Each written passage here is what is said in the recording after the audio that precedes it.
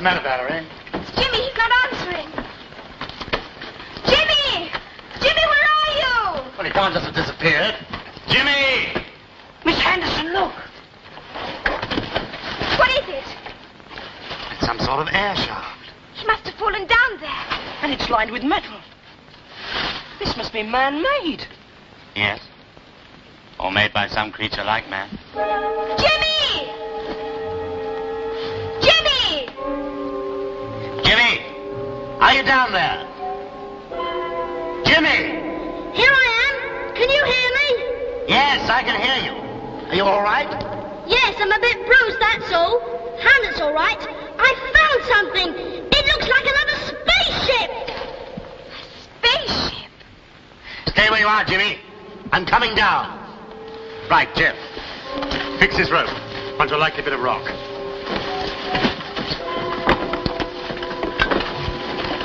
All right? Is it holding? It should hold you. Right. Going on down. What about us? Looks pretty safe. I think we all ought to stick together, Mr. Henderson. Well, all right. Follow me down.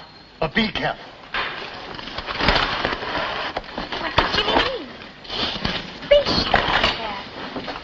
I don't know, Val. Looks like some kind of air shaft. But it can't be. Unless it was to let air out. You mean people might live down there? People or things.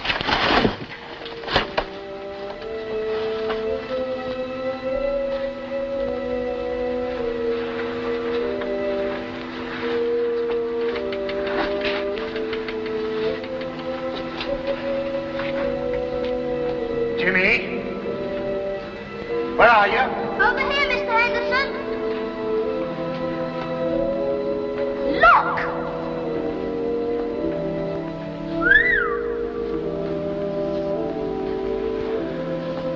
Well, that's a spaceship, all right. But how did it get here?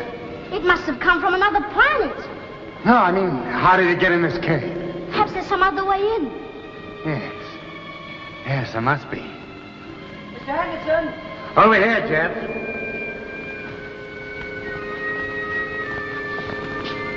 Gosh, look at that. It's like the one I saw through the periscope. Except this one looks new. No, I don't think it is, Val. Look at all the dust underneath. It's been in here a long time. But it's metal. Wouldn't it have rusted? Why should it? There's no air. There's no water to corrode it. This cave is huge. Wonder how far it goes.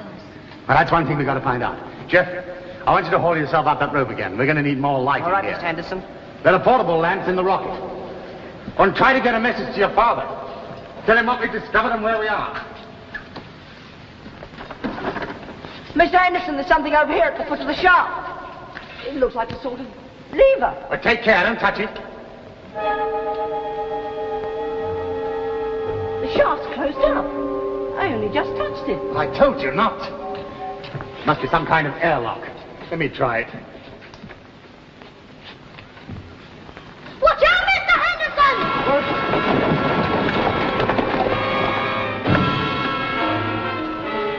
That's the collapse of the vibration. And the tunnel's blocked. Now we can't get out. We're trapped.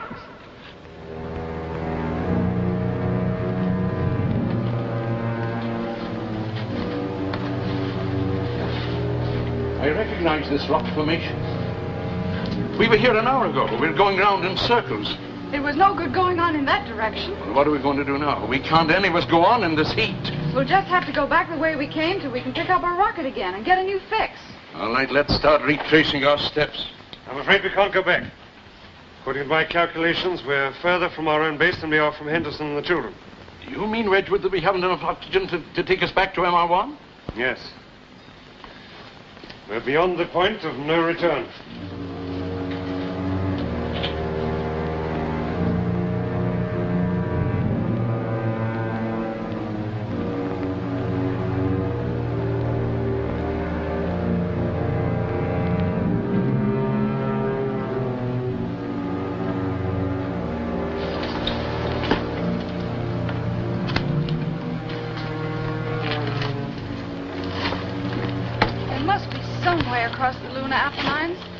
me the moon had a magnetic pull. Then we could use a compass.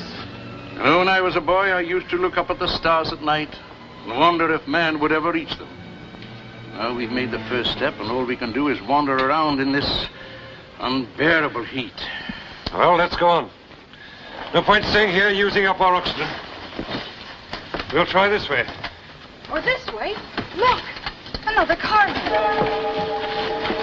That's telling us something. I think it's a direction. I think it's a direction over those mountains. This looks like the carving Henderson described. It's the second one we found. They must link up. Whoever was here before us needed to go the same way we're going. Somewhere there was something they needed to get back to. I just can't believe it. Do you think that some people were here before us from somewhere? And if so, did they ever try to reach Earth? They may have. It all depends when it happened. If they came at a time which we have no record and then went away again, what records would have remained? But up here, nothing will have changed in millions of years. That's why it's so hard to tell how long these marks have been here. Come on, we've got a long walk ahead of us.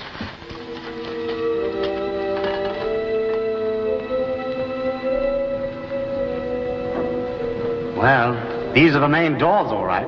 But how do they open? Well, they could be hydraulic. These look like drawings. Isn't that mark the same as the one against the wedge outside? Yes, you're right. Look at it there again. And there, too. It's a sort of writing, isn't it? Can you make it out? Well, it's like no alphabet I can think of. Hamlet, do you know what that says? How should he know? It might be guinea pig language. Don't be silly. I wonder what these people really were like. Look, over there. I think it's a sort of table. No, it's more like a workbench. Well, if it's a workbench, there may be some tools about somewhere. There may be something we can open those doors with. That's all right. Come on, let's have a look around. No, there's nothing here. Let's go round the cave again and see what we can find. Right.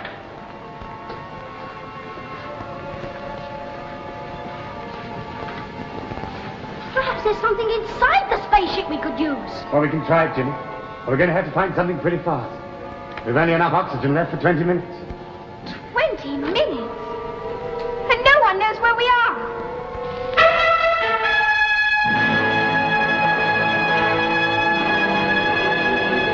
MR2, are you receiving me? Over.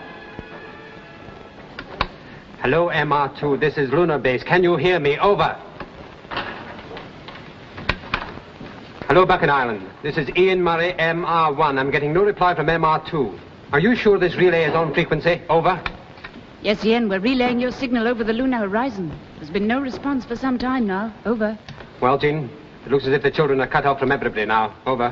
Have you any news of Professor Wedgwood's party? Over. No, Jean, they're well out of my radio range. Over. Surely they should have reached MR2 by now. Over. They should reach it soon, Jean.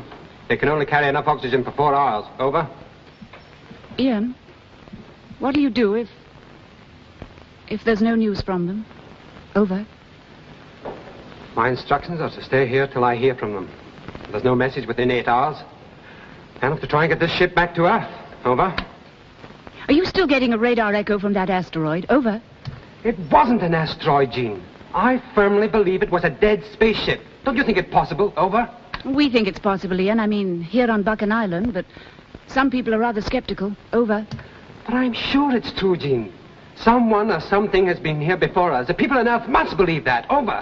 Scientists can only believe you if you bring back something to show. Some real evidence. Over. Look, Jean, if ever I get back to Earth, I'm going to bring you a stick of rock with the word moon going all the way through it. Now get me back on that frequency. Over. Right, Ian. You're over now. Hello, MR2. This is Lunar Base. Are you receiving me? Hello, MR2. This is Lunar Base.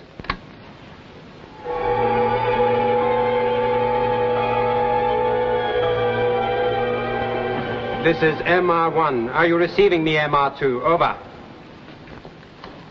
Hello, Ian. Wedgwood here.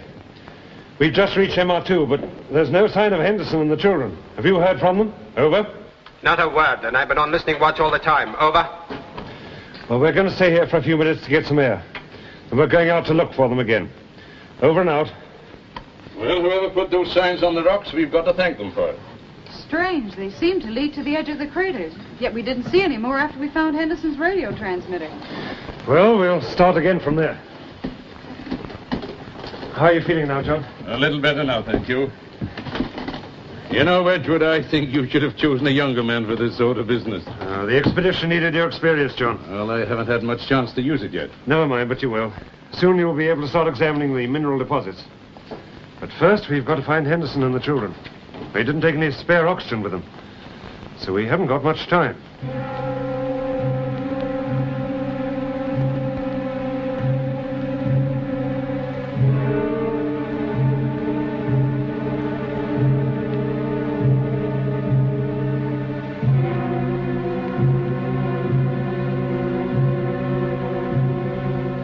There seems to be a way in here. We'll never get it open without cutting tools. Then we're stuck in here. I can't breathe very well. All right, Jimmy, sit down. Save your energy. I'm going to take my helmet off. I can't breathe in this place. Jimmy, I've got to. I'm going to choke. I'm going to take that off. I'm going to Jeff, uncover one of my canisters. We'll fit it to Jimmy's suit. How much aid does that give you, Mr. Henderson? Just a few minutes. We've got to find a way out of this cave, and quickly. Do you think they pushed down those rocks to trap us? But what do you mean, they? The people who built the rocket ships. Who made this place? Or maybe they're not people. Perhaps they're still here. That's impossible. They can't be. Not without air. They couldn't live. But what if they don't need air to breathe? What if they're all around us? Things you can't see, but watching us. There's no scientific base. Look, the doors are opening.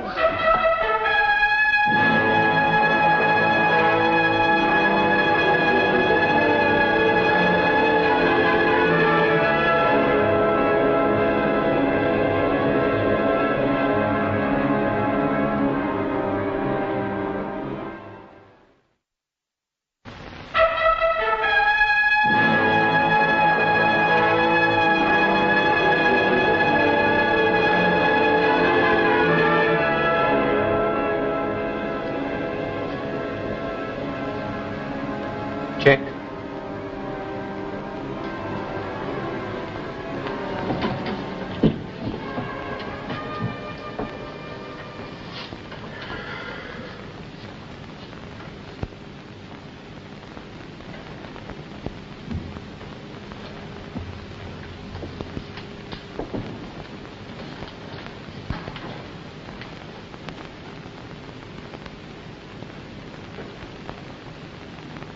Checkmate.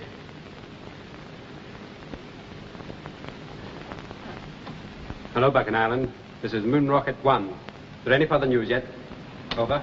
Not yet, Ian. There's been nothing since Professor Wedgwood left MR2. Over. But you must hear from them soon. They can only carry enough oxygen for 4 hours. Over. Well, we'll let you know the moment they come through. Over. Oh, don't worry. I won't run away. Over and out. Can't understand why we haven't heard. You know, old Wedgwood may have misjudged the significance of those symbols. I can't see Professor Wedgwood misjudging anything, Mr. Kennedy. I'm more worried at not hearing from Henderson. He should have been back in MR2 ages ago. Now, take it easy, Henderson. I'm just going to step up the pressure a little bit more.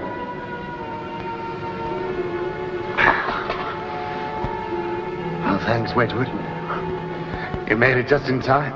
Good. You'll be all right now. You all right, Valerie? Yes, thank you, Dr. O'Connell.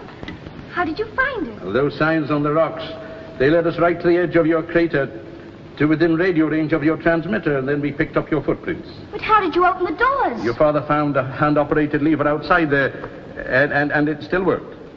Those signs on the rocks, they all point to this place. Must be a center for something, or a base. What do you think, Dad? Yeah, it's a base, all right. Look at this. What is it? It's a spaceship, like the one we saw in orbit. And looks perfectly preserved. I wonder how long that's been here. That's one of the things we've got to find out. Whoever lived in here managed to make this place airtight. Look at these doors. 2 pairs of them. Forming an airlock. But how did you manage to get in here? Well, there's a sort of shaft at the end of the cave. We were up top looking for you, and Jimmy slipped down it. And I don't think it was designed for entry. It was more like an exhaust shaft, wasn't it, Mr. Henderson? Yeah. Well, if this place was airtight once, we can make it airtight again. You mean we could live in here? Hunter could take off his spacesuit. That's right, Jimmy. Come on, let's start unloading the supply rocket. This is going to be our first real base on the moon.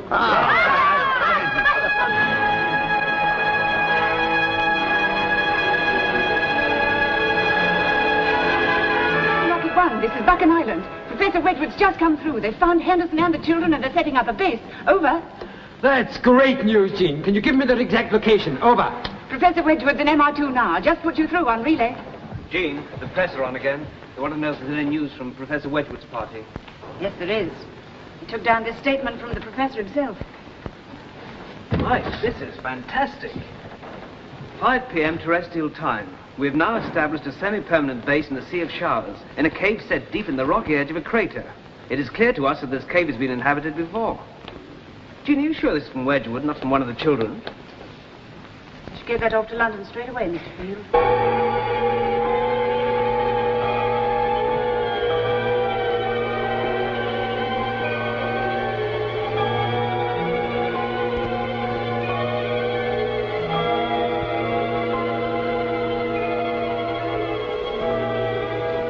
Air pressure's constant now. Oh, it's wonderful to be able to breathe in here without these things. Even more wonderful that those doors on the airlock are still perfect condition. Well, Mary, we'll start by photographing and tabulating everything in this cave. And we'll try to find out what it all means. Come on, Hamlet. You don't need your spacesuit now. Dad filled the cave with air. And there's some tin milk here, which I brought from the rockets. Dr. O'Connell, come over here. Yes. We found some more carvings.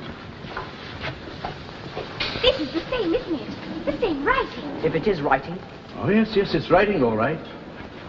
And it looks to me as if those are 2 fresh symbols, making 13 in all so far. Well, that's very primitive, isn't it?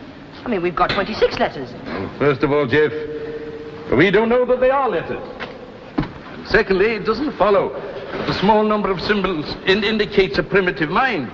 It could be more advanced, much more. Now, we do know that the people who carved those symbols were very clever at making things. Look at that spaceship. Don't have a look at this, John. There's some more markings on the spaceship. See there? Over there? This is most interesting. And always the same symbols, never less than 3 in a group. And in all, 13 marks so far. Wedgwood? Hmm? What do you make of this spaceship? I mean, how do you think it worked? Well, it certainly wasn't powered by chemical fuels. No fuel nozzle. But round the back of the ship, there's a highly insulated grill. An insulated grill? Well, that could mean they emitted electrical particles. Exactly. A tremendous velocity. The ion drive. What scientists have always dreamed of using, yet never been able to achieve. Did you say iron, Daddy? No, ION. What we call the ionization of electrical particles to make them travel in one direction. What drove them? What was the power unit? Atomic power. It couldn't have been anything else. If that ship was atomic powered, it could have traveled from anywhere in the universe. So Dr. O'Connell was right. Scientifically, they are more advanced than we are. We know just how more advanced if only we can get inside. But the thing seems completely sealed. Well, what about cutting tools, Professor? I mean, we could open up a hole in the side. Oh, it'd be a terrible shame. It's so beautifully made. But they must have been able to open that hatch. Dad, look! What is it, Jimmy?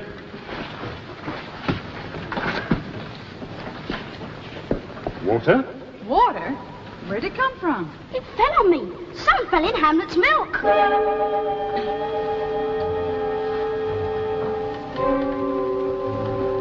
It's amazing. Water on the moon. But why not? It's quite possible there's a layer of ice under the surface of the moon. Isn't that so, Mary? I've always held to that theory, yes. And the warm air we've introduced in here could have melted it. We must take a sample of this. But isn't the water the same? No. This little drop of water can tell us a tremendous amount about the mineral deposits on the moon. Let's put it under the microscope. Stay here, Hamlet. I'm I'm going to see if this water's all right for you to drink.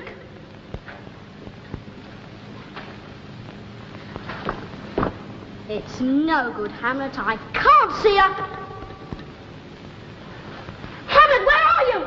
I told you to stay where you were. Hamlet, come back! You don't know what's down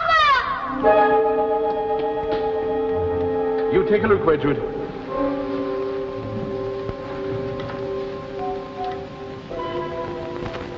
It's been contaminated.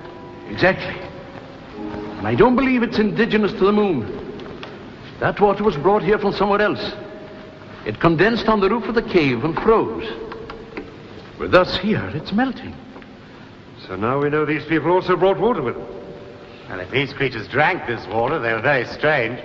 It's radioactive. What? Yeah, listen to this Geiger counter. Jeff, Jimmy had some of that water in his hand. Where is he? I don't know, he was here a minute ago. Daddy, Jimmy touched that water. Now, don't worry, Valerie. It won't hurt him. It's only very slight. But let's try over by the spaceship. Jeff, where is Jimmy? I don't know, he's probably hiding somewhere. Well, help me look for him. He'll be all right. He can't get out of here anyway.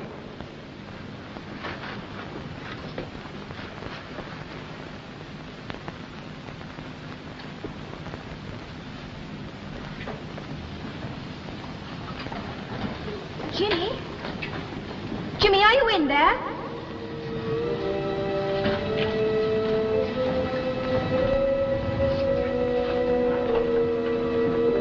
Hamlet? Where are you?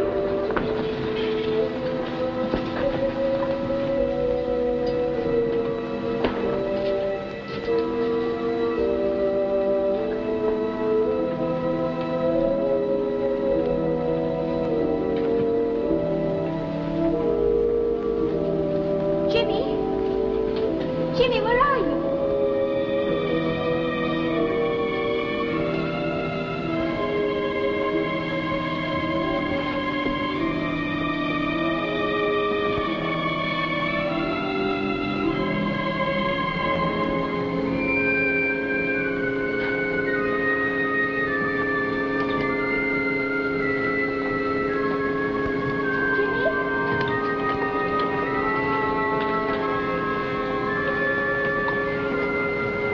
Hamlet, there you are.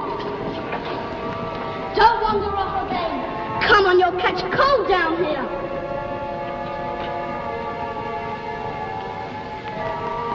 Jimmy, if you don't answer me this time, I'm going back.